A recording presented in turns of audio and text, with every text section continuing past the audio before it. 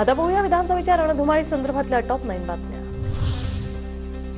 पुण्यात चंद्रकांत पाटलांसह कोथरूडमधील 3 प्रमुख उमेदवारांना निवडणूक आयोगाकडून नोटीस। उमेदवारांनी दिलेल्या दैनंदिन खर्चात तफावत आढळल्याने मवियाचे चंद्रकांत मोकाटे आणि मनसेचे उमेदवार किशोर शिंदे यांना पाठवण्यात आली नोटीस।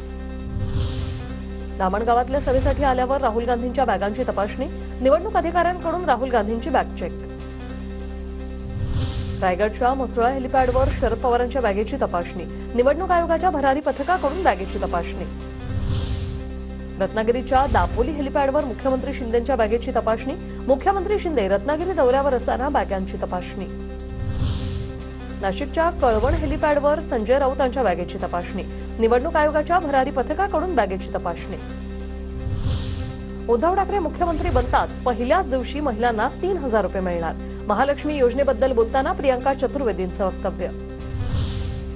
शिंदे गटाच्या रवींद्र वायकरांविरोधातील जोगेश्वरी भूखंड घोटाळा प्रकरण बंद। गुन्हे शाखेचा अहवाल गिरगाव महानगर दंडाधिकारी न्यायालयाने स्वीकारला।